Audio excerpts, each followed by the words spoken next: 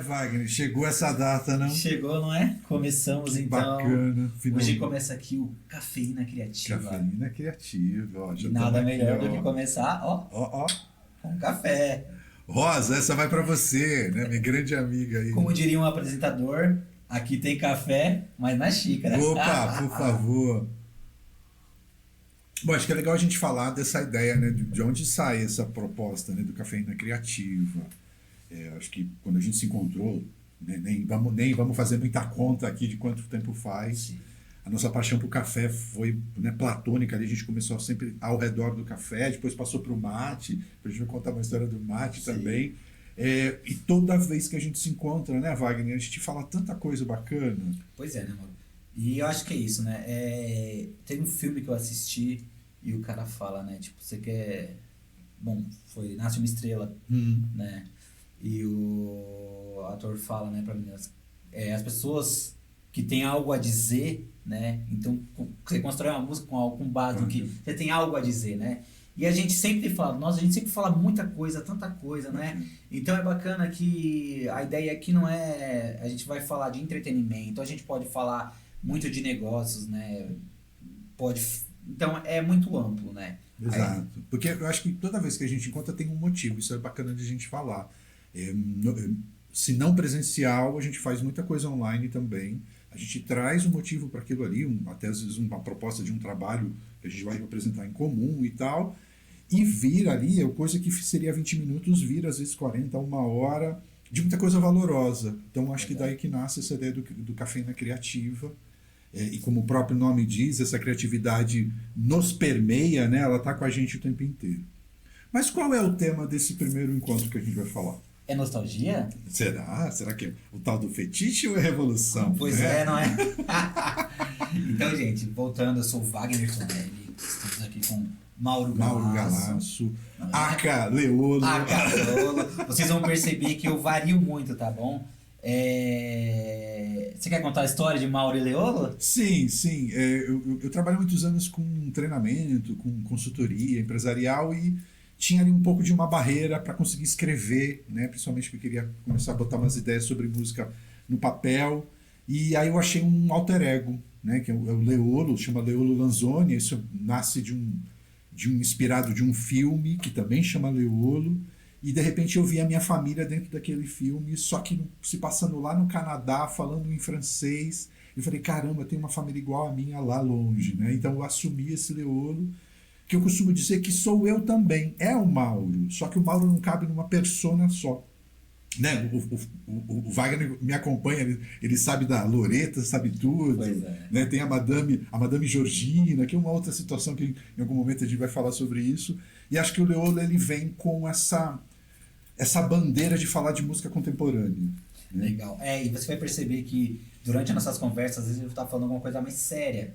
E eu vou estar, Mauro, aí do nada a gente pinga e vai falar sobre música, sobre balada. O Leolo vai entrar, então. Exato. Eu acabo, então não estranhe quando eu variar. Né? É a mesma pessoa, calma, é a mesma pessoa. Eu atendo pelos dois nomes, acho que isso é muito bacana. Eu acho que aqui de fundo, então, a gente tem um pouquinho, já dá pra ver um pouco do que a gente vai falar, né? A gente tem alguns discos aqui, então a ideia é falar sobre essa nostalgia, né? Do que tá acontecendo, discos, CD.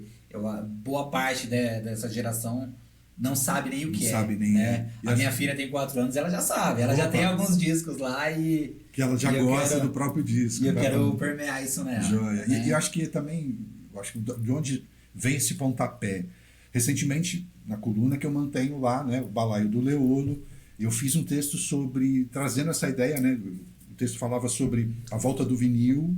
Isso é um fetiche ou uma revolução? E o bacana é que, assim, Wagner, deu um bom resultado ali de acessos, teve uns comentários muito bacanas, de pessoas que nem conhecia, sobre essa paixão, sobre essa discussão. Legal. Do que é o...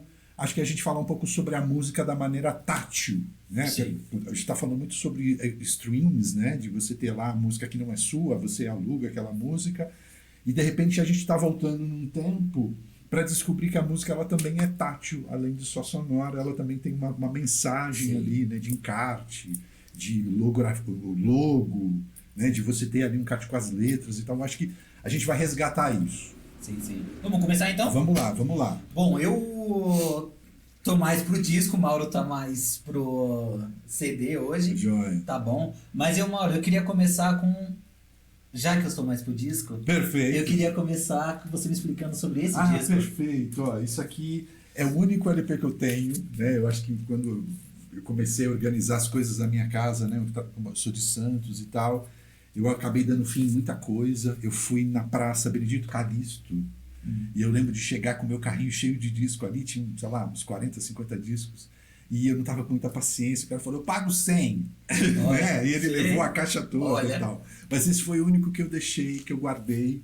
É um disco do Bruce Springsteen, eu gosto muito dele, né? Eu acompanho muito, eu vou mostrar mais material dele aqui em CD, mas foi o único que eu quis guardar, primeiro pelo, acho que, o estado de conservação, pelo estilo dele de encarte. Eu acho que ele tem uma apresentação muito bacana, né? De vir com um mini pôster, o esquema das letras. E tem uma curiosidade desse disco, desse trabalho do Bruce Springsteen específico, que é um disco que eu adoro, as letras são incríveis, melodias, ele fez basicamente ali sozinho, só que ele fez para uma ex-mulher, né? A primeira mulher dele. E quando ele coloca esse disco, que fez um grande sucesso, para fazer a turnê, ele conhece a nova mulher dele. Pronto. Né? Que fazia ali o back vocal dele, né? A segunda voz para ele. Aí, a partir dessa turnê, ele nunca mais toca músicas desse LP nas turnês, porque tá falando de uma mulher que já não tá mais com ele. Então, foi o único que eu guardei, tenho um carinho muito grande por ele fica ali me olhando, esse olhar 43 dele. Então, é uma raridade ali que eu vou guardar para mim. E vou tocar, e já toquei aqui com ele, porque eu não tenho onde tocar, né? Então, eu só consigo tocar quando eu venho visitar aqui o Wagner. Tá certo. Fala um pouco sobre os seus LPs. Eu lembro, posso puxar um aqui? Pode, pode. A gente já meio que conversou algumas coisas sobre o que a gente quer falar. E aí a gente ficou um pouco, como vai ser isso? Então eu falei, eu acho que eu quero entrevistar você falando dos LPs e você me entrevista pelos CDs, né?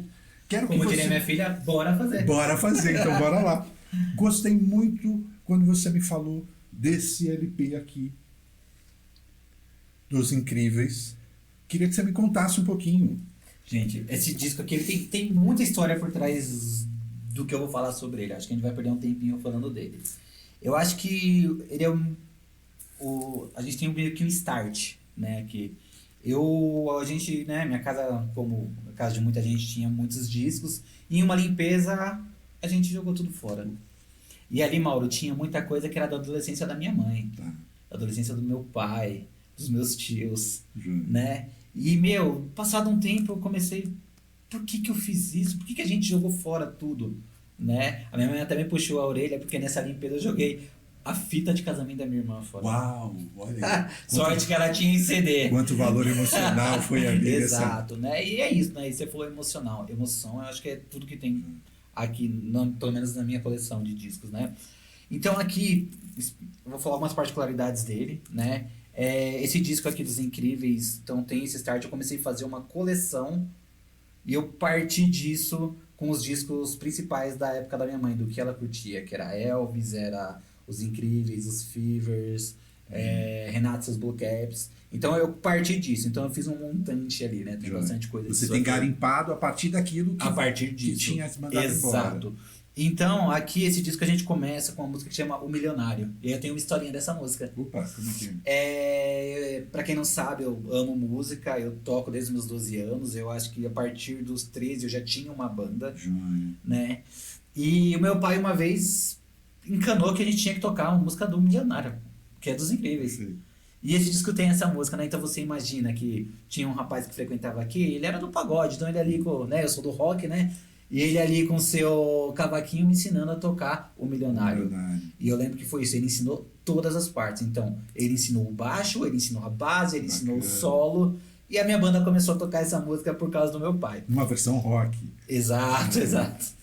Né? E aqui a gente tem uma segunda, no lado B desse disco, a gente tem a música Era um Garoto que, como eu, amava os Beatles e os Rolling Stones. Olha que título, né? Miudinho.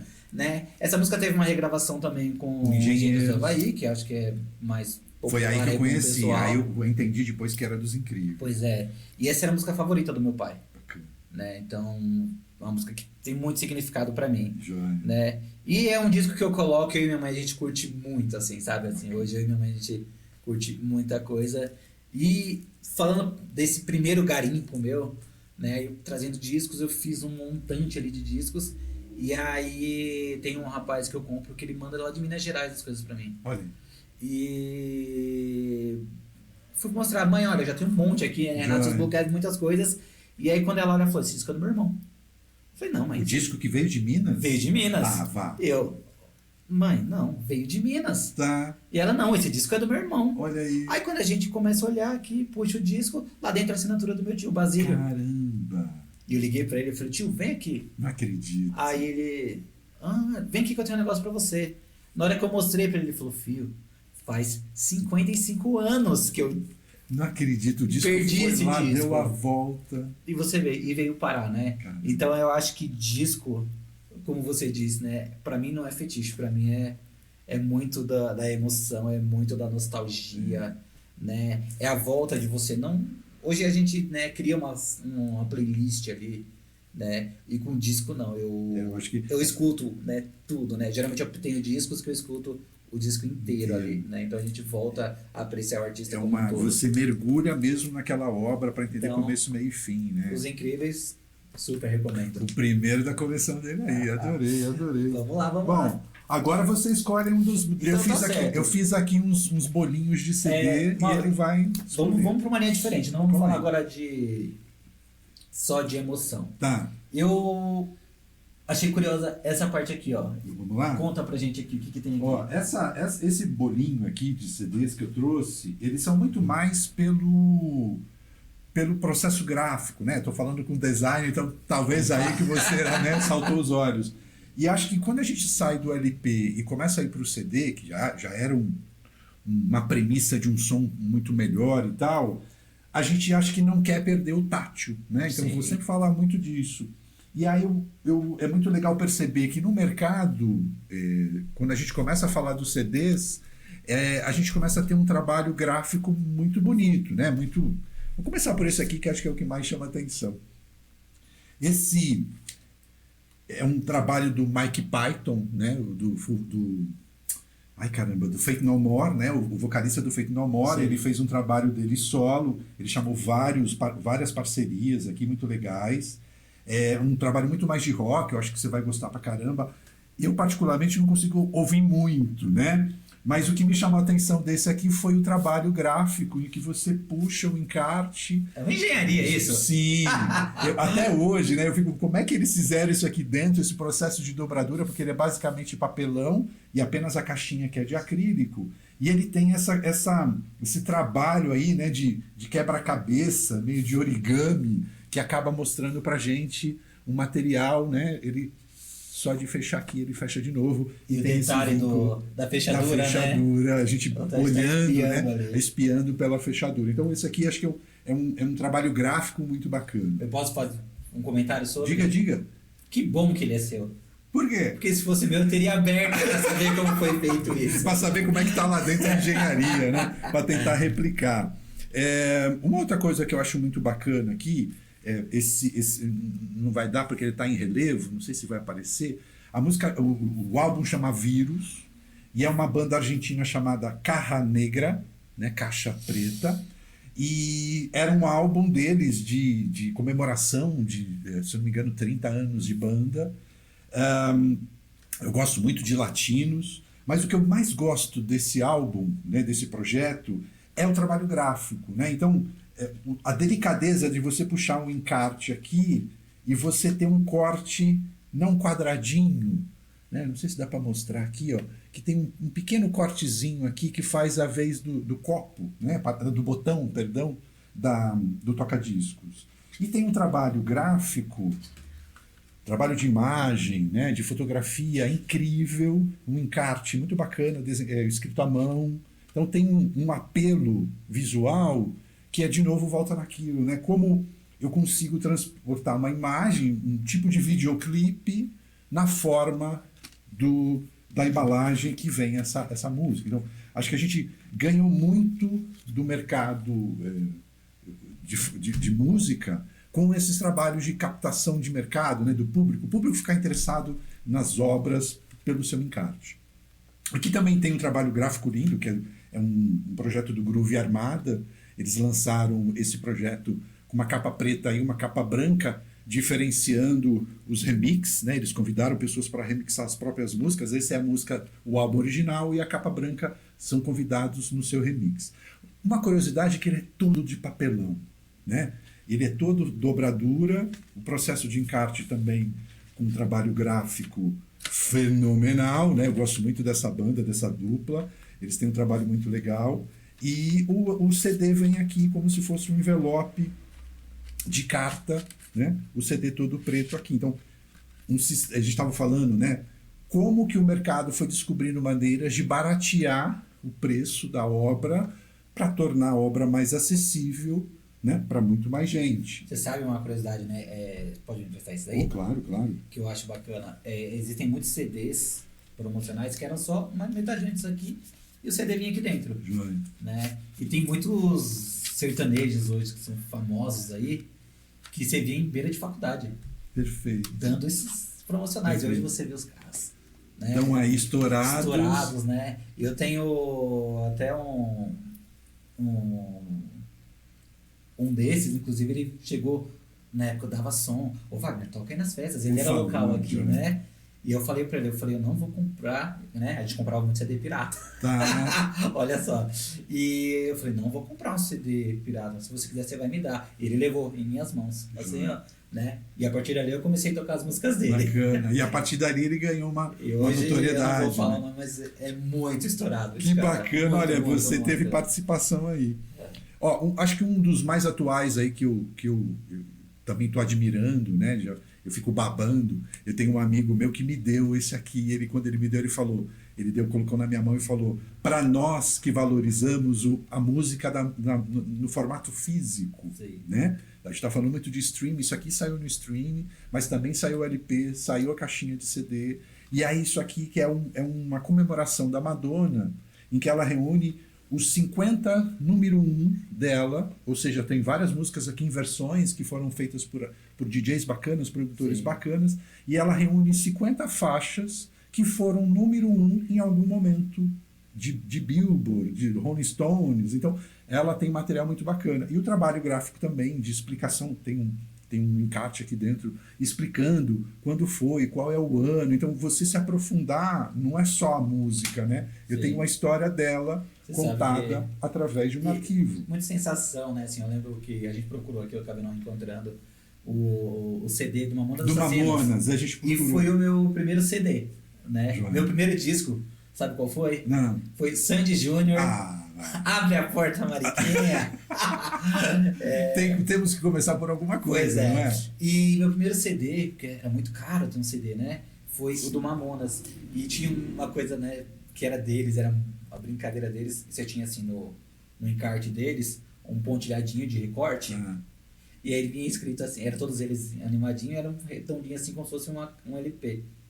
E aí vinha escrito assim: recorte aqui e estrague o seu encarte. Adorei, estrague você mesmo, né?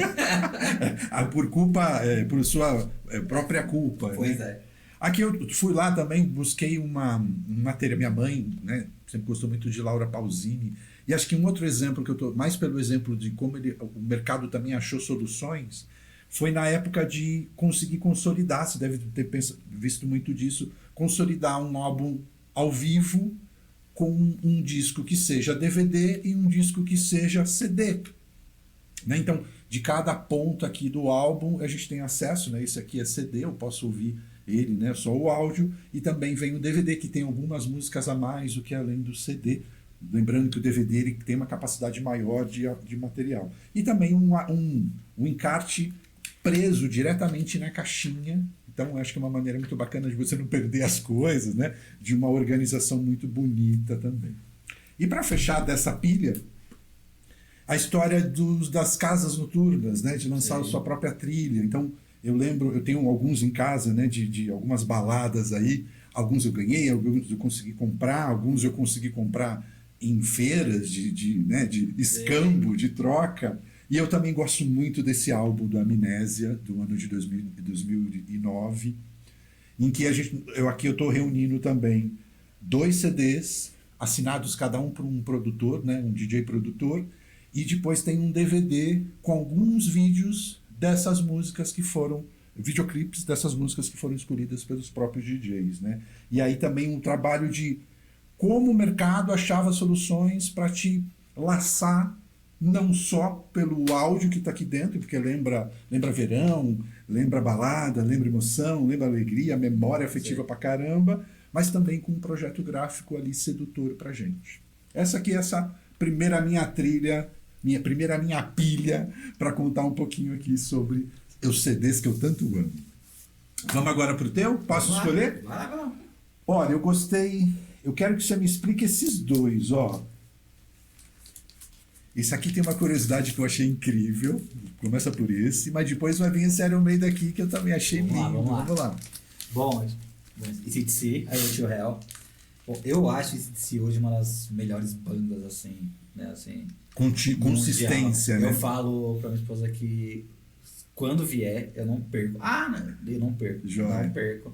Não contem comigo no dia do show do AC/DC. Perfeito. Ok? Em específico esse álbum, Higher to Hell.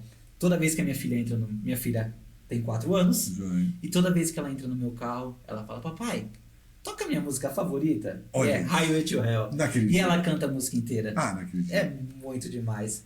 E é até interessante, teve um dia que a gente tava com uma amiguinha dela e ela, olha só, é rock and roll. E a amiga dela, Júlia, não gosto de Moana. E a Júlia é super rock and roll. A minha filha é uma senhora com 4 anos, gente. É isso. Vivendo e convivendo com os pais, né? Pois é. E esse aqui eu sei também que tem uma história fora do comum. Bom, como é que não foi o meu primeiro festival, mas foi o primeiro que eu fui com a minha esposa, né? E, gente, que show Iron Maiden. E, particularmente, a minha banda, desde sempre, tocava muito Iron, né? É muita inspiração pra gente. E eu e minha esposa, a gente curtindo ali aquele show do Iron, ela não gosta, minha esposa é do rap e pagode. Joia. Né? E você vê ela, tipo, vidrada ali, é um teatro. Pulando. Foi um teatro, né? Então é algo também que... Que ano foi isso? Você tem essa memória do ano, do show? Não, isso foi recente sim, 2019. 2019. Rock in Rio 2019. Pré-pandemia. E uma curiosidade que eu lembrei agora também, quando eu era criança, eu devia ter meus 7 anos, meus primos, minhas irmãs, tudo indo para um Hollywood Rock, se eu não me engano. Sim, eu fui, peguei. E ela foi ver o show do Iron. E o que acontece? Eu não podia ir. Eu chorei a noite inteira. Porque não estava lá. Porque eu queria ver o Iron Maiden. Então, aqui, ó. Fã de carteirinha. Tem uma emoção. Ó, eu acho que a gente já vai pegar o embalo e já vai falar desse aqui que eu achei também.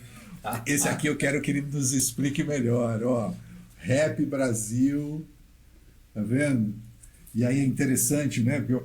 Tudo rap. Rap da felicidade, rap do endereço dos bailes, rap do festival, rap do amor, rap do amigo, rap da diferença e aí vai, né? Pois é. Eu acho que o Rap Brasil, digamos que o funk carioca começa um pouco antes disso, mas aí tem um pouco do início, né? E a história desse disco é legal. Eu tenho comprado discos que eu escuto ele inteiro, né? Eu sou eclético, eu sou do rock, mas eu gosto de bastante coisa. Mas quando eu era criança não, eu já diria na pré-adolescência ali, a família de um amigo meu, o Márcio, o Mauro conhece muito ele. Um amigo, E eles eram muito frequentes numa igreja que tem aqui atrás, aqui perto da casa da minha mãe, né? E aí tinha as quermesses.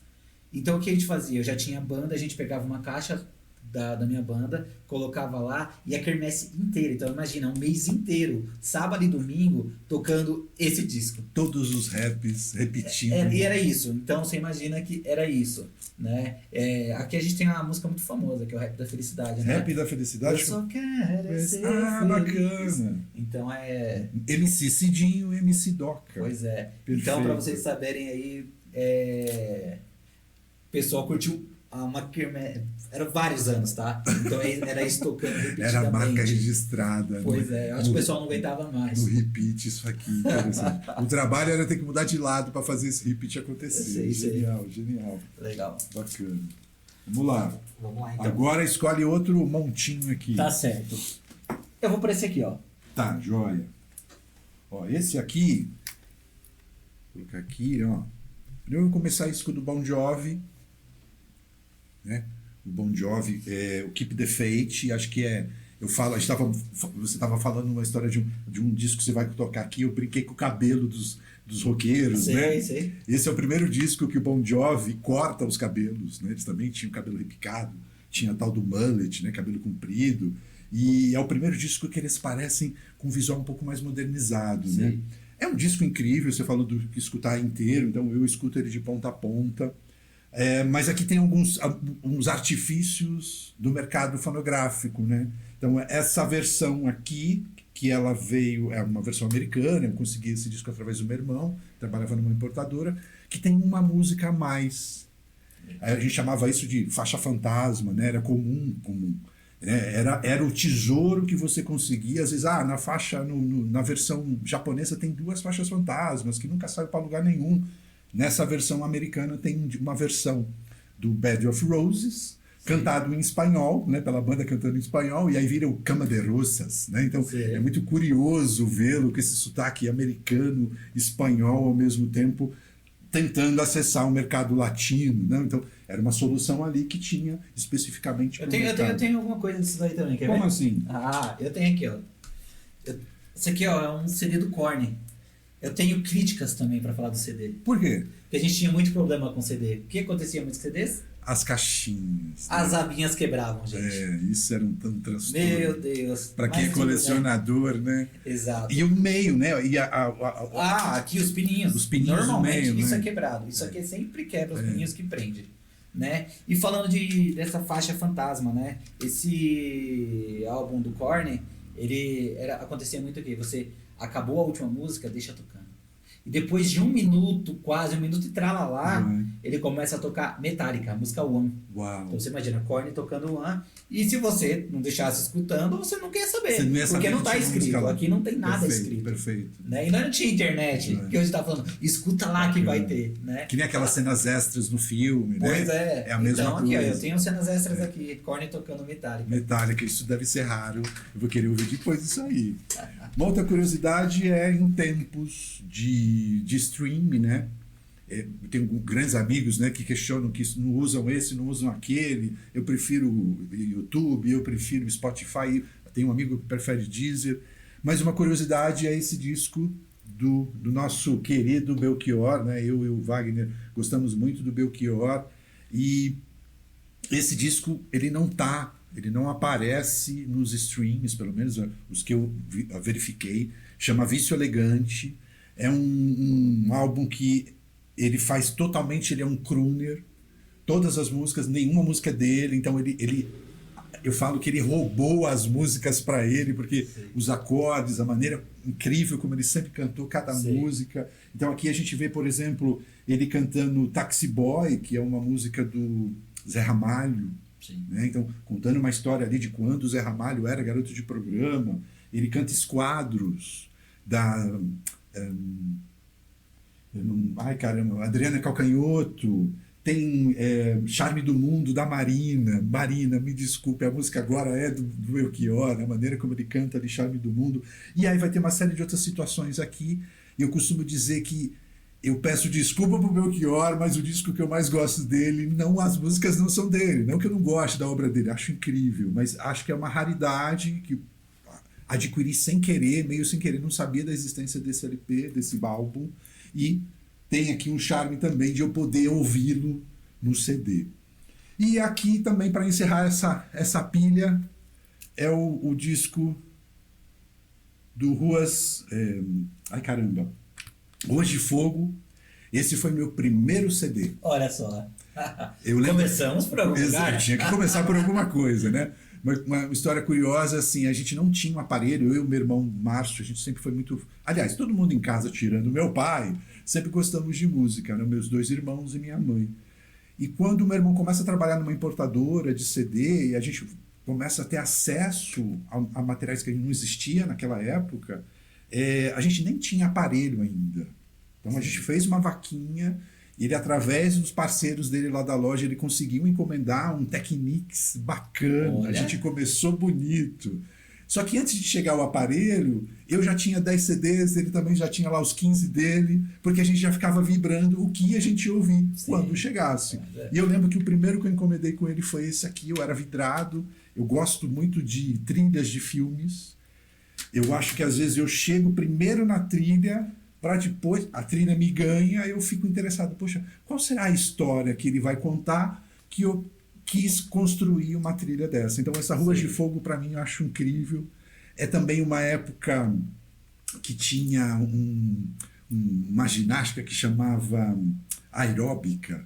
Sim. Né? Então tinha uma amiga que dava aula de aeróbica e as músicas desse disco eram em todo o campeonato de aeróbica, estava lá a música justamente por esse gás, por essa energia. Que legal. E ele chama até que é uma ópera de rock, né? Sim. Porque ele mistura ali muita influência de rock anos 70, anos 80, com uma estética anos 60, de visual, de roupa, de estilo de carro, de veículo. Então, de novo, acho que toda vez que a gente vai falar sobre música, a versão física ali vai nos transportar para uma memória emocional muito maior ali do que de repente só no stream, né?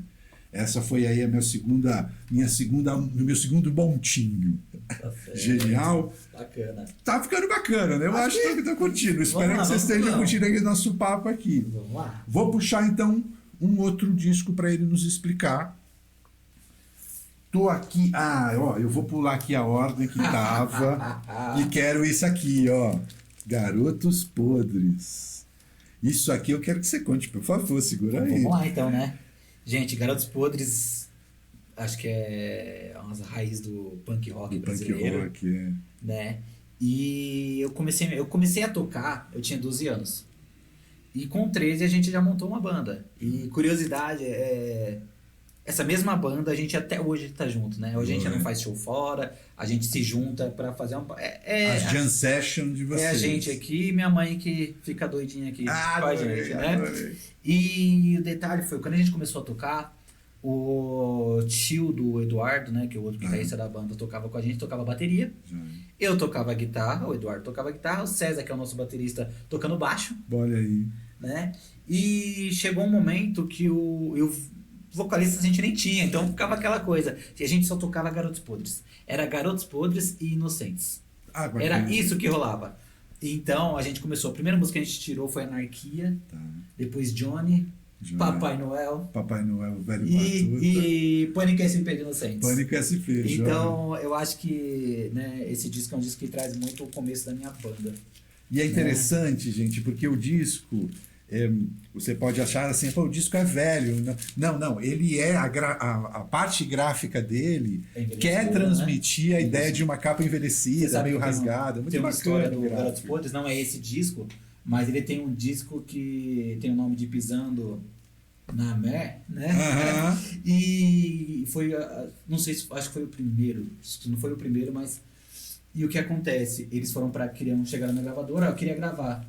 E o cara catou e falou, não gosto da música de vocês não vão tocar. E como todo bom punk, eles saíram pra rua, pisaram em todos os cocôs de cachorro, em todos os possíveis, voltaram pra gravadora, a gente quer gravar. Sujou todo o tapete do cara, aquele tapete vermelho bonito da gravadora. E então eles lançaram um CD que é o Pisando na Merda. Pisando na Merda. E lembrando que aqui tem o Eu Vou Fazer Cocô, não é isso? Exato. Daqui até aqui, ó, Vou Fazer Cocô. E aí tem só um detalhe aqui embaixo, né? Mais podres do que nunca. Né? Acho que é uma mensagem que traz aqui dentro desse projeto. Né? O que eu acho legal, até vamos mostrar um pouquinho da característica desse disco. Não é escritas nossas, tá? Então veio de alguém isso. Então eu acho que se você parar pra pensar que ele tem, ó, não sei se vocês conseguem ver aqui, ó, ele tem assinaturas, sempre tem algumas escritas. Quem nunca fez um bigodinho em alguém no disco da novela ali, né?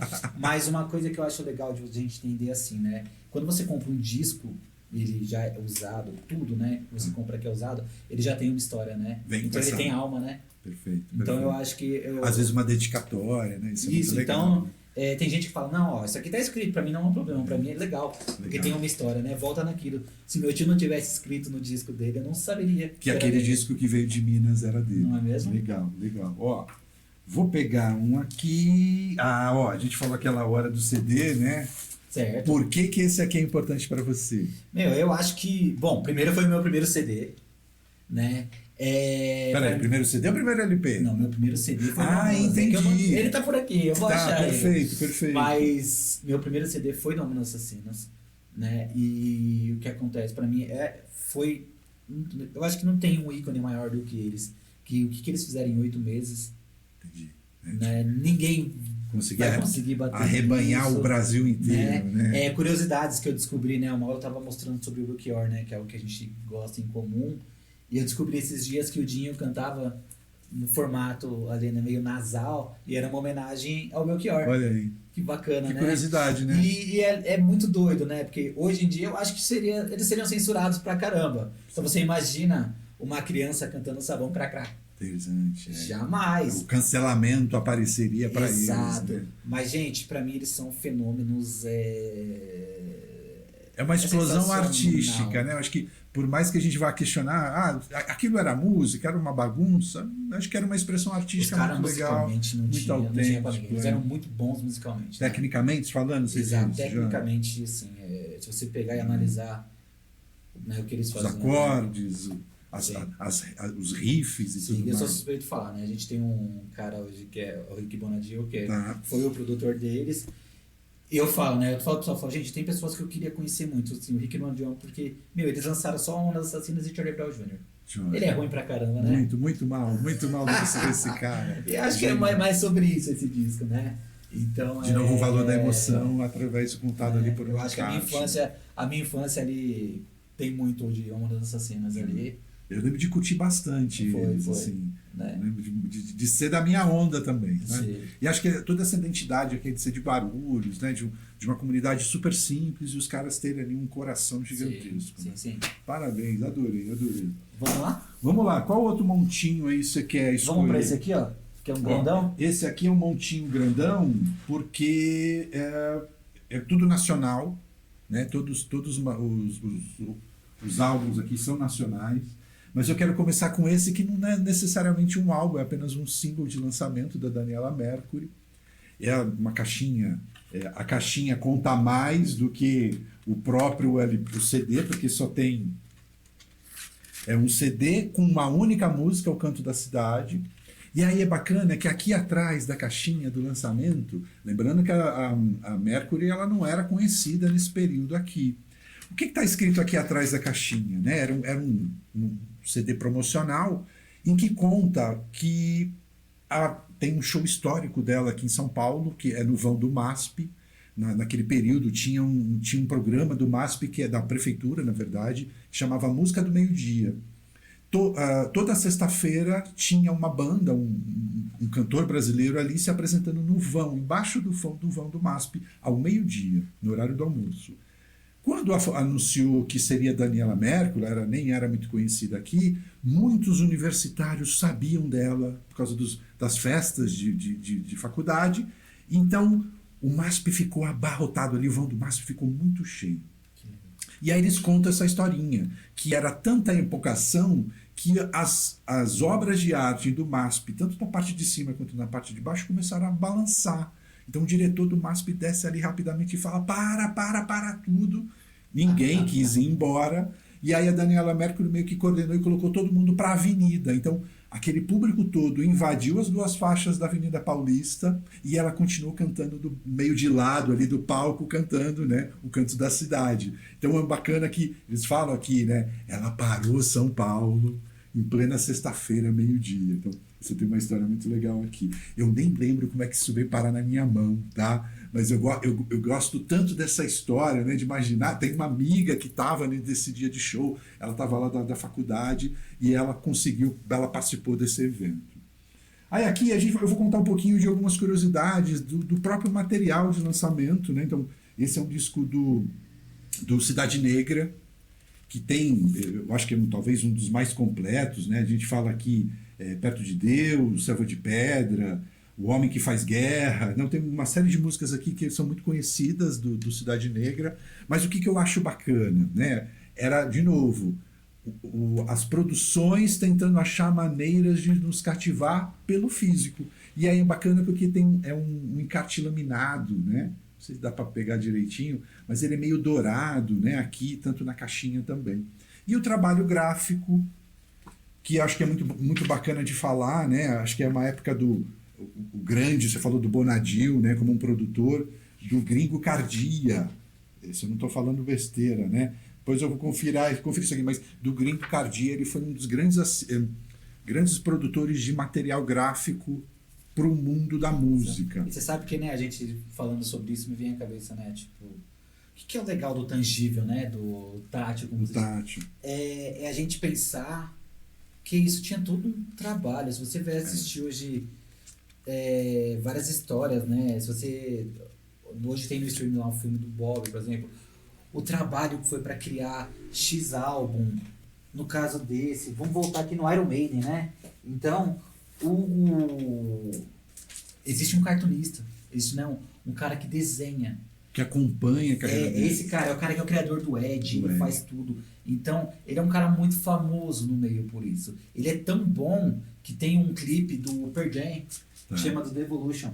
E o clipe foi todo feito por ele. Joia. Né? Pra você ver, né? Tipo assim, gente, é arte, né? Então, a gente... não é só uma capa, né? Tem arte, foi estudado. Por que é aquela foto? Por que ele tá assim lançado?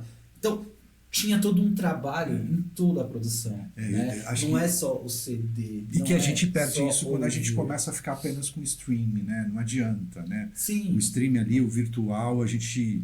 Ok, tem um arquivo de música, pode ter uma entrevista, tudo mais. Mas acompanhar dar um visual, de novo, para mim um LP ou um CD é um videoclipe do álbum todo. A gente precisava ter, sabe o que também? Fitas cassete. Olha, eu vou resgatar uma fita que eu dei para um amigo meu, que eu tinha uma fita dupla. Mas isso é uma coisa história. Que era muito bacana nessas épocas, né? Eu lembro que a gente queria uma música e a gente ficava o dia inteiro esperando tocar na rádio. E aí você... vai tocar música X na rádio, aí você gravava. Só que você tinha a gravação e o comercial da rádio. Né? Então, Rádio Cidade tocando no meio da música. E tô nem aí. Né? Então, é muito disso, né? Eu acho que hoje, legal, a gente é tudo muito rápido, né? O streaming traz isso pra gente. Eu consumo aquilo que eu quero, né? Mas, como era bom você ligar lá na rádio. Perfeito. E falar, e oferecer uma música pra alguém. Exato. E aí a pessoa fica ali escutando, né? Então isso era muito de colar legal. o ouvido na caixa para poder ter ali essa emoção, né? Então, acho que o bacana do streaming é isso, né? Você, através de um investimento mensal, você tem acesso a uma possibilidade de obra que você não teria fisicamente, porque custava pra caramba.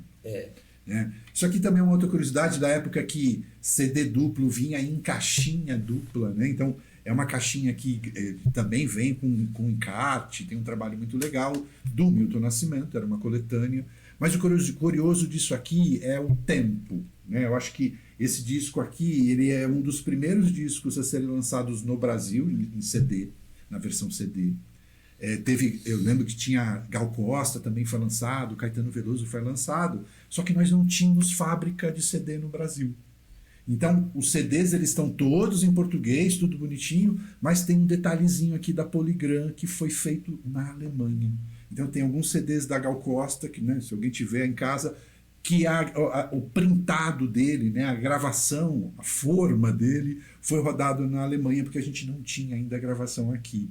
Acho que o primeiro CD realmente brasileiro foi do Chitãozinho Chororó, não vou lembrar exatamente qual seria o álbum, mas foi o primeiro álbum feito printado aqui, né, o CD feito aqui no Brasil. Então, você falou de Chitãozinho Chororó, sabe o que eu queria trazer aqui? O quê? A gente precisa fazer um motinho aqui, porque Evidências tem que ser declarada a melhor música do Brasil? Ah, será? Vamos colocar isso em debate, hein? Eu já cantei muita evidência sem saber quem é que cantava. Acho que isso era muito interessante. Uma amiga minha nos ensinou, né? Sim. E depois, quando a gente viu o CD ali na mão, eu falei, pô, era isso que eu cantava? Vamos botar isso em votação. Esse aqui é uma caixinha muito específica, um álbum da Elis com Tom Jobim, né? Clássico esse álbum, chama Elis e Tom. E quando a gravadora estava fazendo ali um aniversário, né, da morte da Elis Regina, eles relançam um álbum numa qualidade assim hi-fi, né? Então, basicamente, o CD ele é vendido para a gente como um DVD. Sim. Só que olha que interessante, eu tenho a versão dele em CD, então aqui eu tenho só o áudio, ok? Você tira uma flanelinha aqui embaixo e aí sim eu tenho o DVD. Mas peraí, Mauro, tem vídeo nisso? Não tem. Uma curiosidade desse álbum é que ele foi meio que gravado espontaneamente, né? Um de cada lado, cada um com o microfone, ligou o play e eles foram cantando. Então, você vê ali uma respiração diferente, você vê um riso entre eles, né? A sintonia entre os dois. E o DVD, ele tem esse áudio numa qualidade sonora muito superior para aquele momento. Então, foi um álbum ali de estreia desse lançamento, desse formato. Uma curiosidade também é que se a gente pega uma caixinha e sobrepõe com esta caixinha, a gente vai descobrir que a caixinha ela tem um tamanho diferente. A parte legal disso, então, é que não cabe no suporte, é Sim, isso? sim. Então, o transtorno né? Eu tenho que guardar ela na minha prateleira, no horizonte, na meio atravessado assim, perco ali um lugar, sei lá, lugar de 5 ou 6 CDs que eu poderia estar guardando, porque ele tem uma caixinha diferente, é uma caixinha mais para quadrada do que desse outro formato aqui. Se você pega aquele outro do Tony Lin, se você pega ele também, é um problema. Não, ele ocupa lugar de 2 CDs e meio. Mas se for aqueles lá de encaixezinho, Aham. ele não cabe também. Ele não cabe. Isso é interessante, porque a gente comprava, né, eu e meu irmão, a gente teve muitos CDs. Eu em casa sozinho, só eu, a minha parte, que eu costumo dizer, porque ficou um tanto com ele também, eu tenho mais ou menos mais de 2.000 CDs em casa. Olha que legal. Né, e ele tem mais um tanto lá com ele, também tem alguma coisa da minha mãe que ficou lá em Santos também. E eu lembro que a gente comprava umas caixinhas, umas prateleiras dobráveis de plástico, que a gente privilegiava aquelas que tinham lugar para CD duplo. Então, só tinha um espaço para CD duplo. Então a gente tinha que comprar várias caixinhas daquelas prateleiras, que nós mesmos montávamos aquelas prateleiras, elas eram empilháveis. E aí a gente brigava, porque às vezes eu queria colocar na ordem alfabética. Não, mas o Milton Nascimento não tem espaço nessa prateleira. Então eu tinha que colocar lá numa outra prateleira que tinha um espaço para o duplo. Problemas do físico, mas a gente se virava. Acho que isso era uma coisa muito bacana dessa condição, né, da gente pensar sempre em como eu vou armazenar para sempre ter. Isso é uma curiosidade. Quando sai o CD, chegou-se a dizer que o CD era a versão para sempre, assim, impossível de você acabar com o CD. Passado um tempo, a gente começou a descobrir as diferenças de fabricação, porque o CD, ele começa, dependendo do aparelho, você acaba raspando ao redor do CD e o ar entrava e essa parte laminada dele ia caindo. Sim. Ou seja, você perdia a música, porque quando o raio laser batia naquele laminado, não tinha o fundo e ele transpassava ali o CD. Então, eu tenho alguns CDs que a gente não consegue mais ouvir, sim, porque o prateado, né, essa tintura prateada se descascou e caiu. E mais outras duas situações aqui, que aí eu também, de novo, lá o trabalho gráfico do projeto brasileiro. Eu acho que a gente tem muita criatividade para falar sobre material de produção brasileira. Eu gosto muito dessa parceria do Ney Matogrosso com Pedro Luiz e a Parede, que é um álbum assim, sensacional, acho que de ponta a ponta. E ele também tem uma preocupação estética de ser, né, já que o CD chama Vagabundo, né, que tivesse uma estética um pouco mais de caixa de papelão mesmo, assim, sabe? Então ele tem um trabalho gráfico impresso direto num papelão, um papel quase papelão, e o CD vinha separado aqui num encartezinho, numa caixinha um pouquinho mais fininha, em que o próprio CD também é capa, né? Então tem um trabalho gráfico aqui muito bacana para transmitir esse vagabundo, né? Não tão sofisticado. E uma outra ponta, para encerrar esse montinho, tem esse CD do Caetano, chama Livro. Tem algumas músicas aqui muito bacanas, outras nem tanto. Ele não foi um CD assim que um álbum que teve grande evidência ali, né? Puxando a história da evidência, não teve grande evidência no mercado, mas eu acho que ele é muito marcante pelo processo gráfico dele, um trabalho de muito primor mesmo, em que ainda tem aqui um livrinho, né? Que a gente tem um encarte que ele vem aqui repousando aqui numa caixinha dentro da própria embalagem. Então, gosto muito de imaginar que antes da gente botar para ouvir, ele já estava contando uma história para gente, né? Ele já tinha ali uma situação gráfica que depois foi replicada nos videoclipes das músicas que estão aqui. Uma coisa legal, você falou agora dessa história, né? O Marcelo D2, ele lançou, eu não sei se tem 1, 2, quantos anos tem, mas é recente. Um álbum que ele foi lançando por faixa, e quando você ouve inteiro, ele é uma história. Olha aí. É muito legal, né? Uma história contada. É uma história única, assim. É muito bom, assim. O Marcelo D2, eu acho que é um cara a ser apreciado também, né? E acho que é uma coisa legal da gente falar, né? Desse artigo que eu escrevi recentemente no Balaio do Leolo, que um dos critérios, né? Qual a diferença de você fazer um material para streaming e um material físico? De você se preocupar pela ordem das músicas, saber quando que é o momento do fôlego. Gostei disso, né? Quando é o momento do fôlego? É a hora que termina a última música do lado A, você tem o fôlego para virar, e essa história ela continua a ser contada. Sim. Eu acho que é até isso, né? Você pensar que quando está sendo lançado ali, o pessoal está pensando o que vai ser a música de sucesso, né? Porque eles não podem, não tem como. Eu vou pagar para a rádio tocar todas, né? Porque antigamente era muito disso, né? O jabá. Hoje, então é você pensar assim, eu tenho que colocar algo bom do outro lado para a pessoa virar e escutar o outro lado exatamente, também, né? Que é o lance quando você assiste um filme, uma novela na televisão, isso, entrou comercial, ou quando acaba um capítulo para você voltar no outro dia, né? Tipo assim, eu quero ver o que vai acontecer amanhã, né? Então é você pensar muito nisso, né?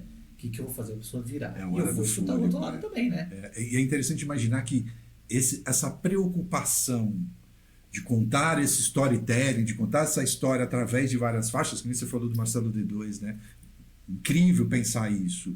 Que às vezes se perde quando a gente está no streaming e que a gente pula a música.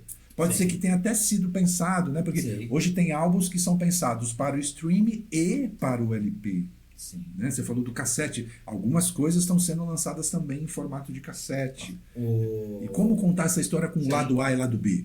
Ontem eu tava garimpando ainda atrás, né?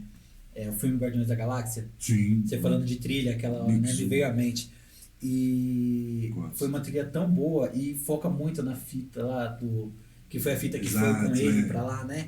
E ele faz tudo hoje pela fita. E é comercializado. Joia. Hoje existe o LP do Guardiões da Galáxia, que é o mesmo, e a fita cassete, que é a mesma que ele usa ali. Você sabe que eu tô namorando a capinha do celular, que é a fita do Senhor das Galáxias, né? Eu tô namorando essa capinha, vamos ver se ela vem também. Porque eu também recentemente eu vi um perfil que apareceu para mim vendendo carteiras de você guardar dinheiro, documento, com sobras de fita cassete. Então, alguém pegou fitas cassetes que estavam entulhadas lá em algum lugar e começou a fazer um processo de carteira, você guardar dinheiro, documento dentro de uma fita cassete. Então, tem aí essa nostalgia, né? Será que é fetiche? Será que é revolução? Pode ser tudo junto, acho que é todo mundo junto. E de novo, a gente está falando aqui porque a gente é saudosista, mas também porque a gente viveu história de música esses anos todos. Sim. Não é só porque chegou um Spotify que a gente vai apagar tudo isso. Né? Então, acho que e eu fico pensando que nós estamos aqui falando para alguém que não teve essas experiências. Também. E pode se deparar com esse desejo offline. Né? Porque, de novo, é uma revolução porque a gente está hackeando o algoritmo, né? O algoritmo não sabe que eu estou colocando na minha vitrola, no meu aparelho de CD ali. Mas né? é isso mesmo. Então a gente está aqui, somos revolucionários ao mesmo tempo. Sim. Vamos lá para outra etapa? Bora lá. Guns, esse aqui foi o primeiro CD, porque eu conheci esse álbum no formato de... no formato de CD. Foi o primeiro CD do Guns que eu ouvi, e eu quero que você me... Qual história você tem associada a esse aqui? Aliás, eu mostrei direito a capa, aqui, né? Porque eu tô colocando com medo de cair, mas ela é assim, exato. Ela é assim, Perfeito, olhando aqui atrás. Se você olhar, pra quem não sabe, vai ter show do Guns N' Roses esse ano. Quando vai ser? Você tá Dia- Em São Paulo, 25 de outubro. De outubro, tá. Ingresso garantido. E Estarei o show lá. é só deles ou vai ter um festival, assim, que nem Não, você é foi só dizer? Guns N' Roses. Só Guns N' Roses. Né, mas o que eu acho legal, né? É quando eu criança, então você imagina que 90, Tá. vamos pensar assim, 90, foi todos, eu sou o mais novo da minha geração de primos, né? Tá. Então todos eles curtiam, então eu falo que metade era cabeludo e outra metade era punk. É joia. Então era muito doido. Então Metade cabeludo, metade moicano. Né? Exato, eu consumi muito rock, consumi muito mesmo. E a primeira banda que eu era fanático ali era Guns N' Roses. E eu tinha uma fita cassete, e na época tinha figurinhas, então um amigo nosso gravou, um grande amigo que eu tenho. Inclusive, esses dias ele me trouxe uma coleção do Queen, de LP. Que Mora no ótimo. coração. É uma pessoa que eu gosto muito.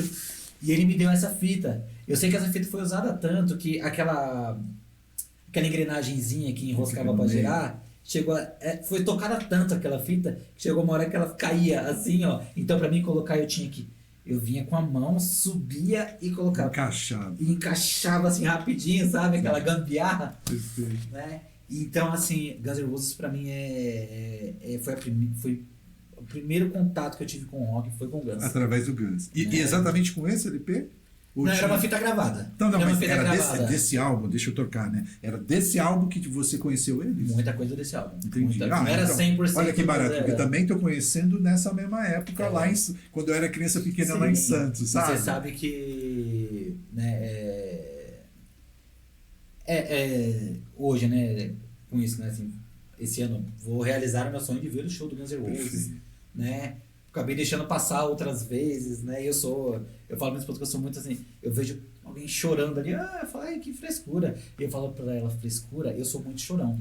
E eu tenho certeza que eu vou estar lá no show do Guns N' Roses, Também né? lá também. Porque é muito disso, né? Vem muito pra trás e eu lembro muito que descia todo mundo, na minha casa, lançou a MTV e a minha casa, né? Antigamente televisão a gente ia sintonizando ali, né, na Pegava mão, direto. e a gente conseguiu sintonizar na minha casa. Então descia aquele bando de roqueiro, tudo, eu com 5, mas eles tudo na faixa dos 15 aos 18 anos.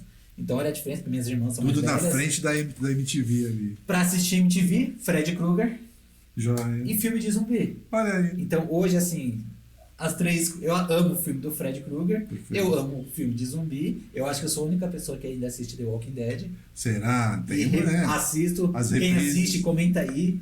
Né? Vamos falar sobre The Walking Dead também. Perfeito, pessoal. acho que é outra possibilidade. E é o lance da MTV, né? Então Que marcou era também. muito legal tudo que acontecia, né? Então. Era uma maneira da gente entender mais. Acho que a Sim. grande função do VJ, né, naquela época, pelo menos para mim, era um pouco de saber das histórias, por que esse álbum foi feito, a própria entrevista com o artista, né? Acho que a MTV abriu na minha cabeça ali, né, muito o entendimento, né? E falava Sim. muito de você ver a música. Eles tinham muito desse jingle, né, desse chavão de você. Aqui é um lugar onde você vê a música. E quantos caras, né, que saíram de lá. Você pegar hoje você tem o Marcos Mion. O Marcos Mion é MTV. MTV. Né? Você tinha pessoas.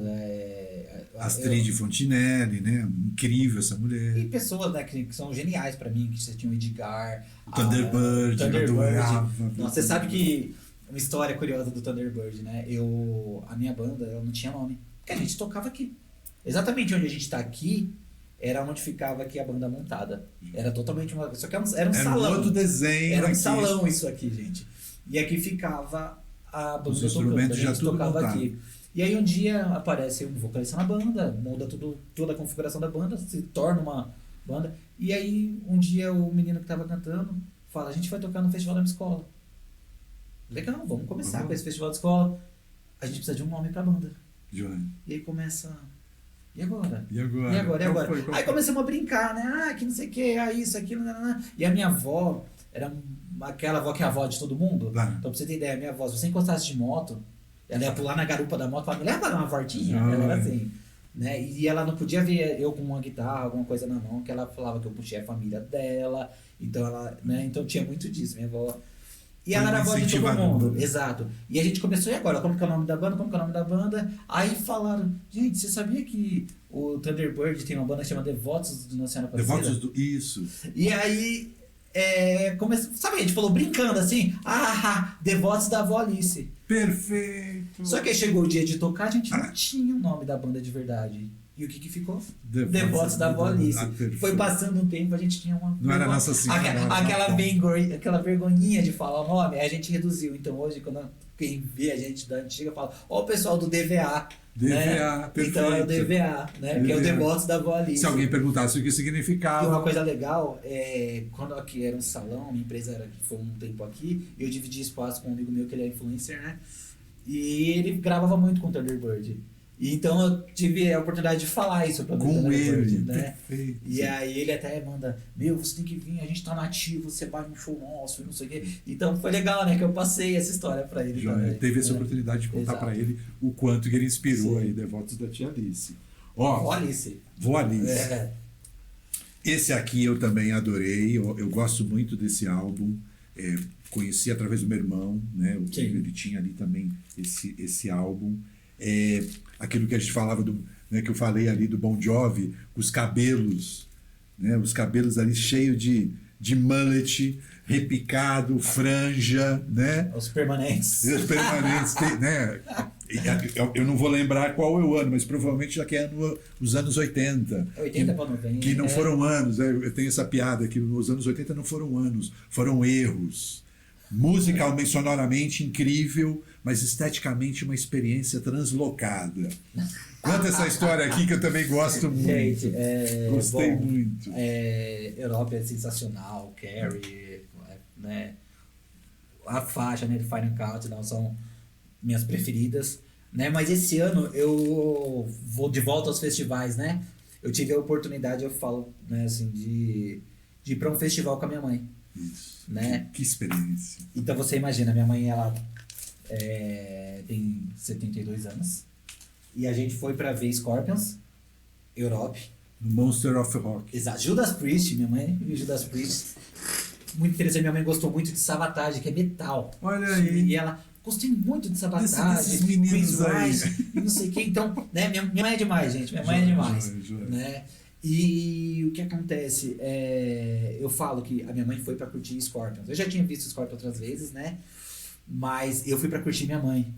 E foi muito interessante esse festival, foi o Monster, que a minha mãe lá sentada, eu sentado lá dela assim, aí do nada me chega um cara. Aí ele começou assim, ó. Você, ô seu merda, ô seu não sei o que. Que lindo, que lindo. Ele olhava pra mim, você é linda. Que demais, e não sei o que. Minha mãe olhava, amigo do Wagner.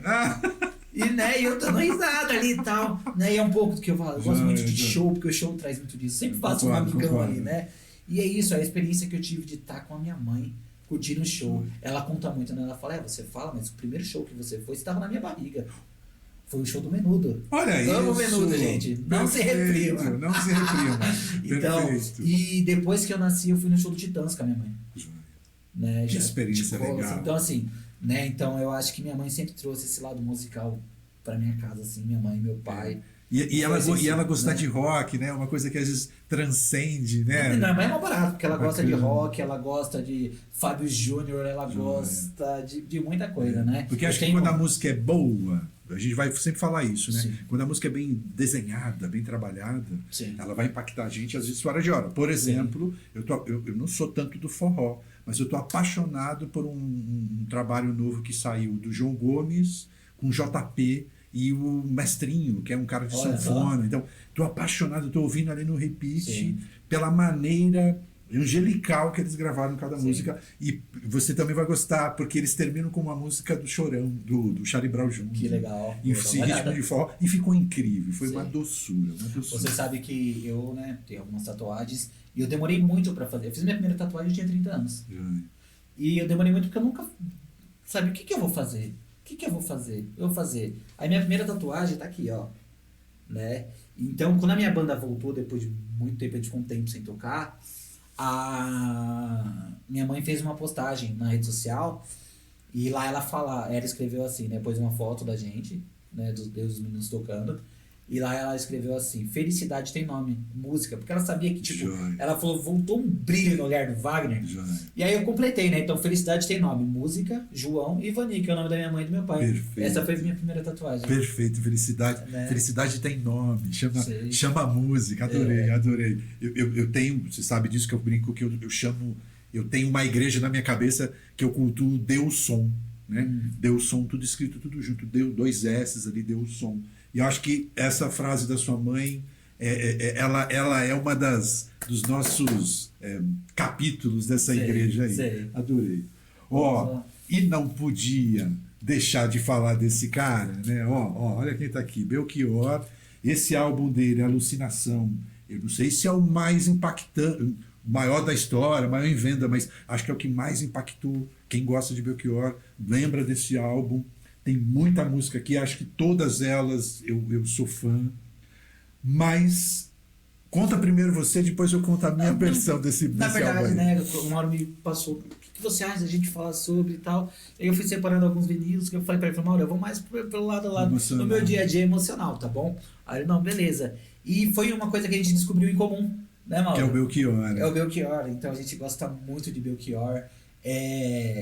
Uma coisa que eu tava, né, um comentário que eu fiz com o Mauro é o lance de... É um cara tão fenomenal, né? Tipo, quantas letras e quantos desses a gente tem no Brasil, né? E eu acho que assim, sim, ele foi reconhecido por muitas pessoas, mas ele pulverizou após o Emicida gravar Sujeito de Sorte. Exatamente. Né?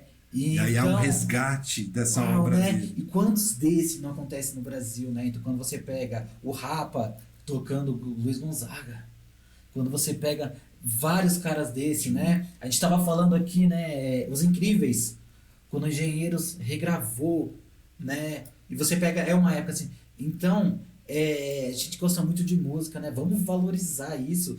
Não vamos esperar o cara morrer. Morrer por causa disso. A gente tem a Rita Lee, Perfeito, né? A Rita Lee, tipo... Agora ela é uma deusa do rock. Ela sempre foi. Concordo que sempre Mas por que foi. agora que ela morreu? Tem uma... Né? Então vamos prestar atenção nos nossos artistas. O Mauro falou uma hora sobre as trilhas, né? E, as trilhas sonoras brasileiras, nossa, eu conheço tanta coisa legal. Brasileira mesmo, sabe? Brazuca de alma. Nossa, muita coisa que a gente não sabe que a gente tem. Eu acho que esse processo investigativo que eu acho que a gente já viveu no físico, permanece no streaming, tá? Eu acho que eu não tenho nada contra o streaming, pelo contrário, a possibilidade de você... Por exemplo, eu sempre gostei... Eu não sabia que eu gostava tanto de David Bowie. Mas por que eu não gostava tanto naquela época? Porque eu não tinha grana para comprar. Sim. Né? E de repente com o streaming eu tô, né, fazendo uma devassa ali no material. Ele tem muita coisa, tem muita história que ele conta. Eu sei muita coisa sobre a história dele, pessoal, que já me fazia admirá-lo, mas ter a obra ali, vasta na minha mão, a um toque do dedo, isso abre um portal para outra dimensão. Sabe? Você trazendo isso para mim, bom, eu tenho minha banda, tudo. Fui DJ e, para quem não sabe, eu sou designer e eu trabalho muito com o pessoal de balada, né? Em especial com o pessoal do Flashback. E meu grande amigo, assim, um cara que eu tenho o maior carinho é o Kleber Barre. Ele conta uma história que é muito legal, né? E quando você começa a entender como que essas músicas chegavam pra gente, né? Como que você... É interessante porque eu sou criado na Zona Leste. E aí ele fala que a gente foi muito privilegiado, porque a gente teve Ricardo Guedes, Vadão, uns caras assim, né? Cadi, com a galera que... alguns deles eu tenho contato hoje, né? São meus clientes e meus amigos, né?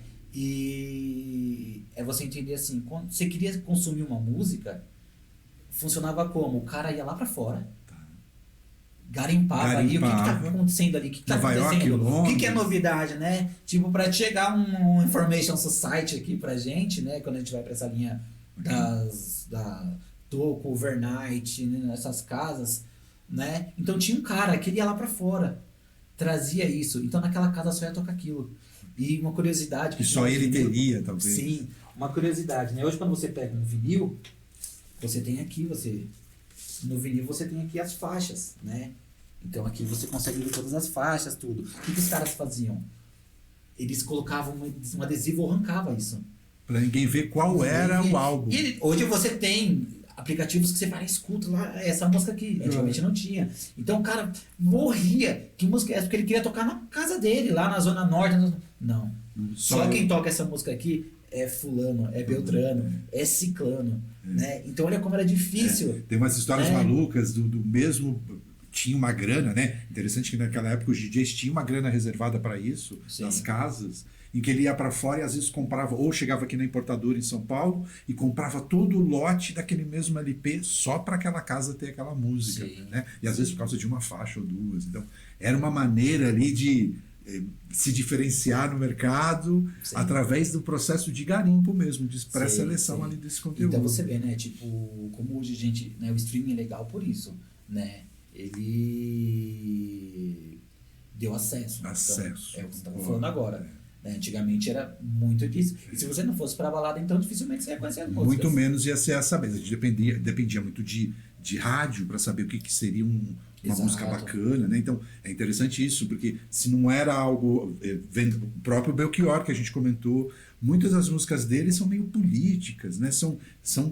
Ele declara ali algumas coisas que a gente deveria se revoltar, né? com a nossa sociedade pelos comentários dele. E isso nunca iria para a rádio. Né? Então é uma coisa muito maluca. Só uma curiosidade do LP eu comentei com ele, do Belchior. Eu gosto de todas as músicas, mas não nesse LP. Por quê? Isso é bacana da gente falar, né? O Belchior, ele é do Ceará, de Sobral. Esse ano eu fui lá, tirei uma foto com a estátua dele lá em Sobral.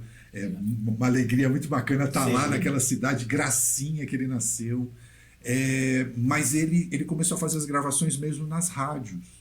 E aquele período lá, o processo fonográfico de captação e tudo, não era bom. Então, a qualidade, o audível desse LP é um pouco questionável.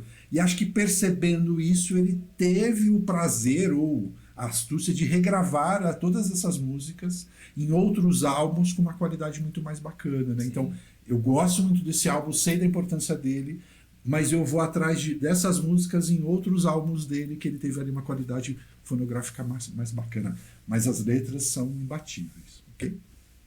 Meu amigo? Olha, estou aqui com uns montinhos, mas eu vou partir para essa duplinha aqui. Ó. Vamos primeiro começar com esse daqui do Beat. Beat é um trabalho muito bacana do Mundo Livre S.A., que eu sou apaixonado. Mundo Livre, eu amo vocês. Acho que é um pouco de Belchior, é um pouco de Titãs, é um pouco de música eletrônica. Tem aqui uma pitadinha de eletrônico que eles constroem ali nos próprios instrumentos.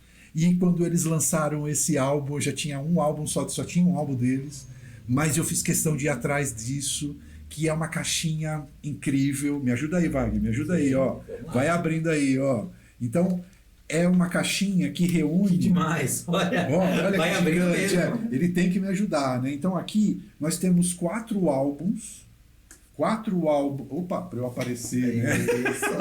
Nós temos aqui nas duas pontas, né? Os dois da ponta. São 4 álbuns, os primeiros 4 álbuns deles que eles lançaram.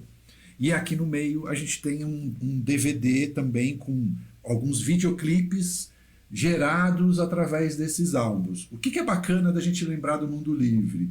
É uma banda que é de Recife, eles são naturais de lá, eles cantam a cultura pernambucana dentro desse rock, né, desse meio MPB que eles constroem. E o que é importante de novo a MTV, né?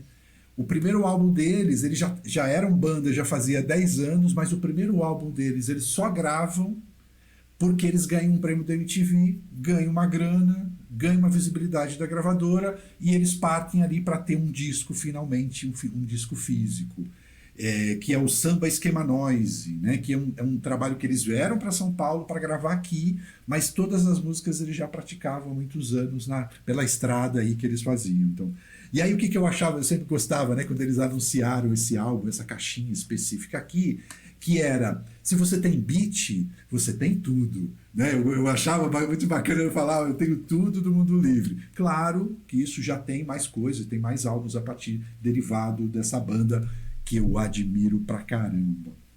E aqui, comecei com Bruce Springsteen, vou terminar com ele. Isso é uma caixinha, né?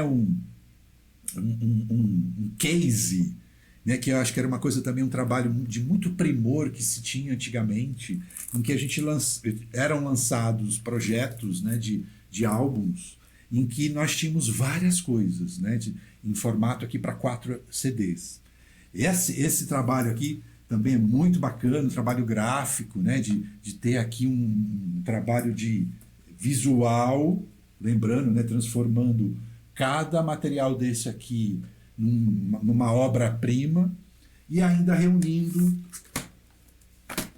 um álbum com várias folhas, é um álbum até mais consistente de material, em que tem fotos de cada período, lembrando que esse álbum aqui, essa caixa, ela reúne um apanhado de músicas que ficaram fora de alguns álbuns e tem algumas novidades. Então eles contam um pouco desse trabalho gráfico, com esse trabalho gráfico incrível, um pouco sobre as letras, sobre a história, fotos de estúdio, fotos que eram especificamente, né, de um fotógrafo que seguiu bastante a vida dessa banda, né? Então é um trabalho fora de sério reunido num trabalho gráfico também muito incrível. O meu irmão, ele tem 2 caixinhas, foi através do meu irmão que eu aprendi a gostar de reggae, que também é outra coisa que a gente gosta, né? E o meu irmão, ele tem 2 caixinhas que eu falo que é quando ele vai me deixar de testamento aquilo lá. Que é uma caixinha do Bob Marley, são 4 álbuns também, com um material gráfico também assim, impecável, e que cada álbum conta um período dessa carreira do Bob Marley. E depois ele tem uma outra caixinha também de reggae, que conta um pouco da trajetória do reggae jamaicano especificamente. Eles dão foco nos artistas de lá. Que legal. E essa caixinha específica, não vou lembrar agora o nome, cada álbum desses 4 conta um período, realmente uma régua de tempo sobre os lançamentos dos grandes sucessos de reggae jamaicano. E aí foi ali, fazendo esse tipo de pesquisa, que eu descobri que eu gosto muito dos reggaes dos anos 60. Legal. Que é o famoso rocksteady, né? Quando tem uma estética ali um pouco das big bands americanas, influencia o reggae e ele começa a ter um traço um pouco de uma guitarra roqueira, sim, eles arrumadinhos de gravatinha, com dancinhas, né? Então, acho que é a época ali que eu mais gosto dos reggae, justamente dos anos 60. E eu só entendi, porque eu gostava disso, que era associado a uma régua de tempo. Os anos 65, 67 é onde tem essa produção de reggae que eu mais admiro, né? Então, comecei ali com o meu Bruce Springsteen. Eu fiquei com vontade de mostrar uma caixa. Por favor, então bota na roda. Não estava programado. Mas já estava ali no cenário. Ela tem aqui, você foi falando, eu lembrei. Gente, eu conheci nessa minha jornada de garimpo de vinil, que é nova, tá? Não é tanto tempo que eu tô fazendo isso. Eu conheci um cara que ele é sensacional. Uma hora eu vou trazer ele aqui pra gente conversar com ele. Chalaça. Chalaça. Ele é um cara Chalaça já fica esperando o convite em Chalaça. Pois é. Meu, eu perco, assim, poucas vezes que eu fui lá, mas a gente fica horas conversando. E eu saio de lá, tipo, uau. Ele me deu isso daqui, né? Isso é um book do Nirvana, né? E olha que legal, ela tem... Não tem CD nem disco aqui, tá bom? Joia. Mas ela é capa dura. Ó, conta como legal, música, né? Então é legal que tem toda a história, tudo que acontece, tem muita coisa acontecendo aqui. E olha que bacana, no meio tem fotos de ingressos. Joia. Olha que bacana. Simulação de tickets de ingressos. Olha, isso é muito demais. Para um colecionador, isso é um prato demais. Todo mundo que vem aqui, deixa eu ver. Claro, pode ver, tá aqui. Mas vê com calma. Vê com delicadeza. Que eu gosto muito. Né? E eu acho que é um pouco disso, né? É muito da história, do que preciosismo, acontece, né? No trabalho gráfico. Então, gente, tem muita coisa, é muito legal, desde pôster, né? Isso é uma das minhas relíquias também aqui, né? Acho que eu nunca tinha visto esse material. Falou, e, gente, voltando a falar do Chalaça, né? Ele é um cara, mano, que conheci por intermédio dos meus garimpos e... Ele tem uma história musical e ele tem ali eu sou do ABC, ele só tem o Clube 1º de Maio e tem como se fosse uma banquinha de jornal, mas é a banquinha de disco dele. E ela é tão antiga que ele conseguiu, ela hoje era tombada com o patrimônio histórico ali. Da própria cidade. Demais, que joia, né? que ele joia. É um cara que ele veio da TV, então ele participou ali no teatro com Saltimbancos. Pode ser Me corrijam. Enfim, é porque eu sei que um é um programa de TV e o outro era o teatro. Ele era do grupo de teatro que é antigo. E ele tem tanta história, tanta coisa pra agregar. Chalaça, esse nome não me é estranho. É, muito bacana, assim, né? E ele vem contando toda a história, comentando comigo, né? Sobre o disco mais caro hoje, é o disco do Beatles, que foi um disco que eles, na fotografia da foto, eles pegaram um monte de boneca, arrancaram as cabeças, né? E esse disco foi censurado. Então teve uma pequena tiragem. Quem tiver esse E quem disco, tiver, abraça, porque ele é um dos discos mais caros que já passou na mão dele ali pra vender, né? Caramba. Então, bacana, acho que tem tudo a ver trazer o Chalaça aqui, Não por é? favor. Por Mauro, favor. a gente tem uma frase, sempre que a gente termina o encontro, De joia. que funciona. Tivemos um encontro? Tivemos, claro, acho que um encontro incrível. E eu tenho uma segunda fala pra falar aqui. Agora? Adorei. Ah! Pra quem não sabe, esse é uma falinha do Mauro aqui. É o meu chavão. Exato. Adorei, Então, né? adorei e eu espero que vocês também tenham gostado. Por favor, aqui foi uma diversão. Acho que É. vocês já notaram que para falar de música, a gente aqui vai ficar horas e horas. Pois é. Né? Então, gente, a ideia aqui não é falar somente de música, a gente quer falar de vários temas, né? Vamos trazer a gente é um pouco da publicidade, é um pouco de treinamento, é um pouco Empreendedorismo, de arte, empreendedorismo. né? A gente Fala pode de falar de marcas. viagens, a gente pode trazer a Loreta e contar um pouco das viagens. Vamos falar Loreta. como que essa Loreta viaja. Não é? A vamos gente ver. pode chamar pessoas. Então, até pra quem estiver vendo, comenta aí, fala assuntos que vocês acham Exato. bacana, que a gente pode estar falando. Como foi, né? Tá bom. Como foi esse papo aqui nosso com vocês? Tá bom? Dá um comentário Sim, com a gente. É o primeiro, é o primeiro. E a Tá gente bom. quer saber dessa influência que a gente pode trazer aí pra Tá vocês, bom. tá bom? Gente, Brigadão, Wagner, ó. tamo junto. Sem palavras, meu E- amigo, sem palavras. Ó, Café. já esvaziou, mas a gente tem a cafeteira É isso aí. aqui, ó, prontinho esperando a gente. Tchau, Obrigado, tchau. pessoal, ó. Grande abraço. Fiquem com Deus. Até mais. É isso aí. De lindo.